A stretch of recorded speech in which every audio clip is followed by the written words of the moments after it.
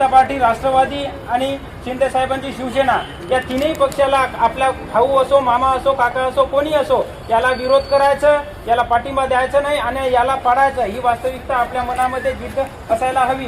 खरोखर निलेश साहेबांचं जेवढं कौतुक करावं तेवढं खूप म्हणजे कमी आहे. निलेश साहेब सर आपल्या संघटनेचे महाराष्ट्र राज्य अध्यक्ष आहे. फक्त नावाला अध्यक्ष नाही तर त्यांच्या कर्तृत्वातून ते अध्यक्ष आहे आणि त्यांचं काम, त्यांच्या जिज्ञासा खरोखरच त्या दिवशी सरांच्या डोळ्यामधून अश्रू निघाले.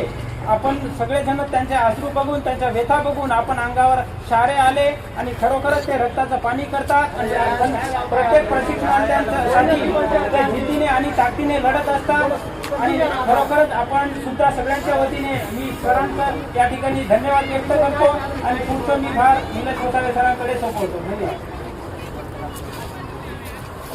दादा थोडा आवाज वाढवून दादा.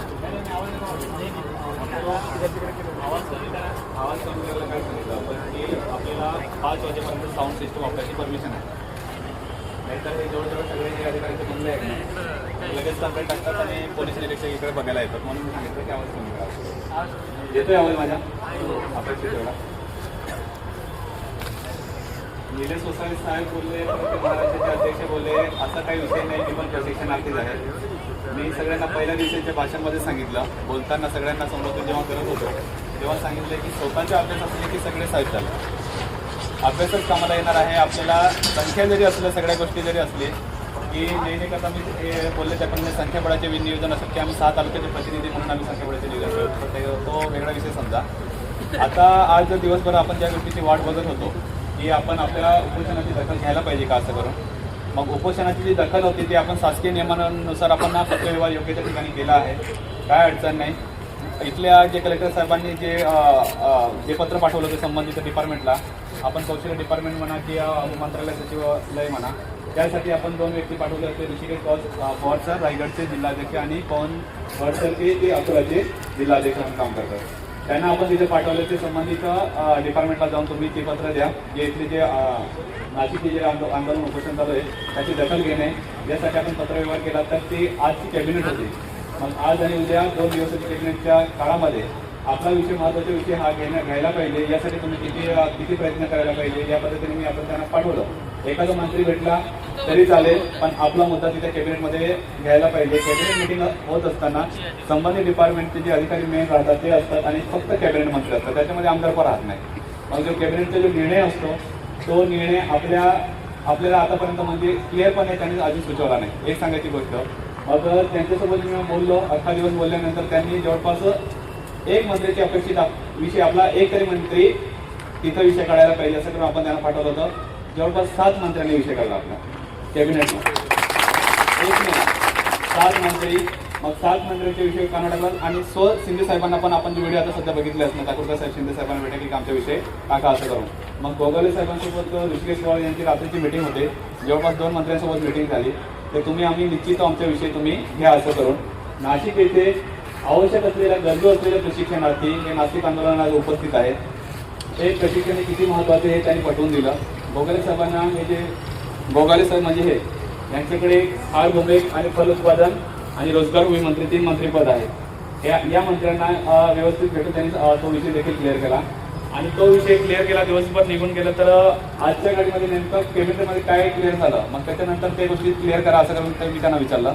तर ते बोलले की उद्या आम्ही हे प्रयत्न करत आहे की ही गोष्ट आज काय घडलं, काय नाही झालं, निगेटिव्ह असेल की पॉझिटिव्ह असेल की पुढची काही दिशा असेल, जे आंदोलन आहे त्याची दखल घेतली गेली की नाही, की या आंदोलनावर शासनाने काय निर्णय घेतला, या सगळ्या गोष्टीसाठी मी सांगून देईल किंवा ऋषिकेश पवार सांगेल किंवा बालाजी पाटील साहेब सांगेल किंवा निलेश कोसाळे साहेब सांगेल. अशातली भूमिका नाही. उद्या एक कॅबिनेट मंत्री इथे यावं. जे आमची जो कॅबिनेटचा जो विषय आम्ही ठरवला होता, आमचं जो आंदोलन जे चालू होतं वास्तविक स्थितीमध्ये, तर त्या आंदोलनाची कॅबिनेटमध्ये नेमकी काय चर्चा झाली प्रॉपर, कारण की त्या मीटिंगमध्ये तुम्ही उपस्थित होता. तर आपण त्यांना या गोष्टीसाठी आतापर्यंत थांबवले की उद्या इथं कॅबिनेट यायला पाहिजे. मंत्री कोणता पण, आपण कोणत्याही कार्यकर्त्याच्या हाताने किंवा एखाद्याच्या आमदार खासदाराच्या हाताने उपोषण न सोडता आपण कॅबिनेटच्या हाताने उपोषण थांबवावं किंवा त्या कॅबिनेटच्या अपेक्षित उत्तर असेल, योग्य ते उत्तर असेल तेव्हा उपोषण थांबवावं. या सगळ्या गोष्टी आपण उद्याच्या निर्णयाला जाणार आहे. पण मी त्यांना सांगितलं की सर कसंही करून तुम्ही हे नियोजन करा की एक तरी कॅबिनेट मंत्री, ज्या आपण 7 कॅबिनेट मंत्र्यांच्या कानावर जो विषय टाकला होता तो कॅबिनेट मंत्री इथं आला पाहिजे. जसं सांगलीला उदयजी सामंत आले होते, बरोबर, तसाच विषय इथे कॅबिनेट येणार आणि कॅबिनेटमध्ये काय झालं, तो काय निर्णय घेणार कॅबिनेट किंवा पुढचे शासन काय निर्णय घेऊन घेणार प्रशिक्षणासाठी, यासाठी आपण कॅबिनेटची इथं अपेक्षा करत आहोत. तर ऋषिकेश पवार सर मला बोलले की 100% प्रयत्न करत आहेत, नाही करता 1 वाजेल की आज आपण एक कॅबिनेटला आणण्याचा प्रयत्न करणार आहे आणि 100% कदाचित उपस्थित देखील राहील. आपल्या शब्दाला त्यांनी असं स्पष्टतेने सांगितले की 1 वाजेपर्यंत कॅबिनेट इथं पोहोचवतो आम्ही, ज्या शिष्टमंडळ पात्र त्याच्या दरम्यान नाही आले तो वेगळा विषय, पण 100% येणार असं त्यांनी आश्वासन आपल्याला दिलेलं आहे. आणि ते 7 कॅबिनेटमध्ये आपण ठराविक नाव सांगता येणार नाही, त्या 7 कॅबिनेटमधून एक कॅबिनेट इथं यायची आपण हे करत आहे. त्याच्यानंतर आजची आपल्या ज्या आंदोलनाची पूर्ण दखल घेतली की नाही किंवा शिष्टमंडळी काय चर्चा झाली ते कॅबिनेट मंत्र्यांच्या तोंडातून आपण ऐकणार, हा महत्वाचा विषय आहे. यासाठी उद्यापर्यंत या उपोषणधारकांना पहिले विचारलं, तुम्हाला काही विचारायची गरज नाही कारण की तुम्ही 2 टाइम जेवण करतात. त्यांना पहिले विचारलं की उद्यापर्यंत 1 वाजेपर्यंत तुम्ही या गोष्टीसाठी आम्ही हा विषय काढला तर या गोष्टीसाठी तुम्ही थांबणार का. तर आपले दीपक सर म्हणा की जे आपले जे उपोषणार्थी आहेत यांना सगळ्यांना विचारलं, ते दवाखान्यात आहे त्यांना देखील विचारलं, तर ते बोलले की हो सर उद्याचे दिवस आम्ही थांबतो. मग त्याच्यानंतर जे साहेब निर्णय घेतील किंवा जे प्रशिक्षणार्थी निर्णय घेतील किंवा जे उपोषणधारक निर्णय घेतील किंवा आपले जे प्रतिनिधी आहेत जो निर्णय घेतील तो निर्णय, पण उद्यापर्यंत कॅबिनेटची वाट बघायची असा निर्णय त्यांना विचारून आपण घेतलेला आहे. तर त्या या निर्णयाला तुमचं समर्थन आहे का, काय अडचण आहे ना. मग ठीक आहे, आपण उद्यापर्यंतचे 1 वाजेपर्यंतची वाट बघूया. कॅबिनेट आलं तर त्यांच्या अधिकृत काय घडलंय ते दिवसभरामध्ये पूर्ण माहिती घेऊया. नक्की जर कॅबिनेट समोर आलं तर आपल्या व्यथा आपण सगळ्यांनी सांगायचा प्रयत्न करा. असं तर नाही कॅबिनेट इथं आलं म्हणजे पूर्ण वेळ काढून येतात ते, बरोबर की नाही. तर किती आवश्यक जॉब आहे तर नक्की तुम्ही या आमच्या रोजगाराला, आमच्या या प्रशिक्षणार्थ्यांना कायमस्वरूपीचा रोजगार द्या. असं तरी संकल्पना आहे का मुख्य ते कॅबिनेटला आपण त्याच्या खाली मांडू. परत ते शिष्टमंडळाचं परत कॅबिनेट आल्यानंतर जिथं उदयजी सामंत यांनी सांगली इथे येऊन आम्हाला सांगितलं होतं की तुमच्या शिष्टमंडळाची बैठक लावतो, पण मंत्र्यांनी सुद्धा बैठक लागली नाही, हेही लक्षात असू द्यायचं. मागच्या वेळेस आम्ही उदयजी सामंत आले होते त्यांनी आम्ही बैठक करत होतो बोलले, आतापर्यंत शिष्टमंडळाची बैठक झाली नाही. तसंही उद्या जर कोणी कॅबिनेट आलं तर त्यालाही तुम्ही आपण सगळ्यांनी सांगायचं की फसवता कामा नये. आमच्या शिष्टमंडळाची 10 लोक असेल की 36 जिल्ह्याचे 36 पदाधिकारी असेल तर या लोकांसोबत मंत्रिमंडळाची बैठक झाली पाहिजे. संबंधित डिपार्टमेंटचे जे अधिकारी आहेत ते देखील तिथे उपस्थित पाहिजे आणि प्रशिक्षणाचा जो न्याय पाहिजे आहे प्रशिक्षणार्थ्यांच्या रोजगारासाठी, तर त्या गोष्टीसाठी निर्णायक बैठक व्हायला पाहिजे. यासाठी आपण त्यांना आवाहन करू. जो निर्णय इथं देतील त्यानुसार आपण ते पुढची दिशा ठरवू. या सगळ्या गोष्टी आज दिवसभरात घडल्या आहे. नाही करता आपण योग्य तो पाठपुरावा केला आहे, कोणालाही फसवता कामा नाही.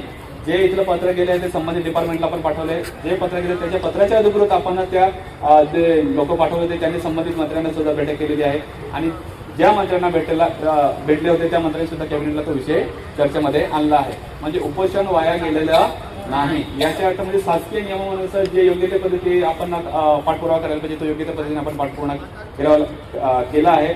नाशिक आंदोलनाची दखल झाली आहे हे महत्त्वाचे विषय आहे. प्रत्येक आंदोलन कुठेही हो त्याची शासनाने दखल घेतली पाहिजे. मग जर राज्यमंत्रीचे कोणी कॅबिनेट आलं तर 100% दखल झाली असा तो विषय झाला, तो कॅबिनेटला विषय चर्चेमध्ये झाला, मग 100% विषय झाला की तर दखल घेतली. मग निर्णायक पाऊल कोणतं नाही शासनाचं किंवा कॅबिनेटमध्ये जो डिस्कस झाला तर तो विषय आपण उद्या आपण कॅबिनेट मंत्र्यांच्या तोंडातूनच आपण ऐकू जो निर्णय राहतील. तर मी सगळ्यांना हे आवाहन करत आहे, आजच्या दिवस थंडीची लागत असेल तर थंडी सहन करून घ्या. उद्यापर्यंत आपण 1 वाजेपर्यंत सगळ्यांनी वाट बघू आणि 1 वाजेपर्यंत वाट बघून आले नाही येतील किंवा उद्याच्या सगळ्या गोष्टी आपण 100% यायची शक्यता आहे, काही अडचण नाही. पण उद्या येतील आणि त्यांनी योग्य ते उत्तर नाही दिलं की आंदोलन अजून थांबवायचे की कंटिन्यू करायचे की थांबवायचे अजून आपल्या हातामध्ये आहे. असं तरी भूमिका नाही. जे आपले जे निर्णय घेतील यांच्याविषयी मध्ये जायचं, त्यातली काय अडचण नाही. ही माहिती तुमच्यापर्यंत पोहोचवली होती. मग उद्यापर्यंत 1 वाजेपर्यंत थांबायला काय अडचण नाही ना. ठीक आहे, सगळ्यांचं जेवण झालं सगळ्यांचं.